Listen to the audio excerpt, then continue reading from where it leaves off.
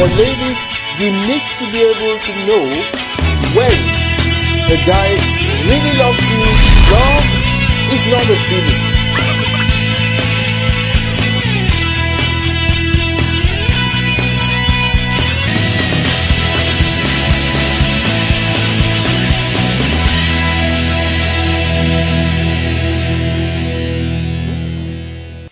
Now let me tell you one of the most important reasons why marriages fail.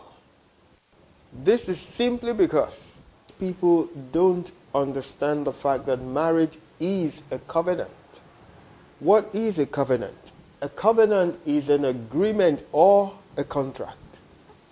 Now, there are always two sides to a contract or an agreement. Contracts and agreements are often negotiated. Now, a contract consists of obligations, duties, responsibilities.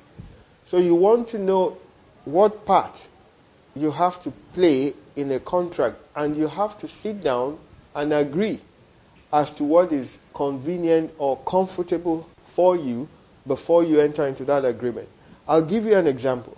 Most people who have jobs are familiar with what we call contracts of employment. If you're in management level, for example, you have to negotiate your contract. When you go for an interview, for example, they're going to ask you, what can you do for them? And then you will ask them also, what can they do for you? Now they offer you a salary, it's not good enough, you're going to ask them if you can have more.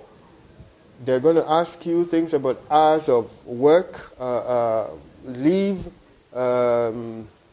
accommodation, things like that, health benefits, all that. So you sit down, you go through this, and if you agree, then of course you take up the job. Now, what would be surprising to you is this.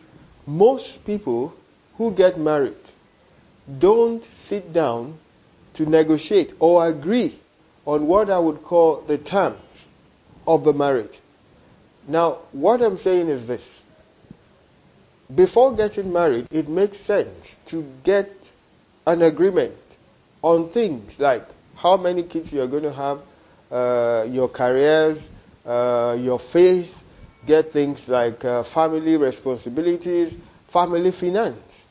If you don't agree on those things, then anything goes when you get married. It's going to be a bit difficult to agree after you have gotten married. So, if you are not yet married, my advice to you is this.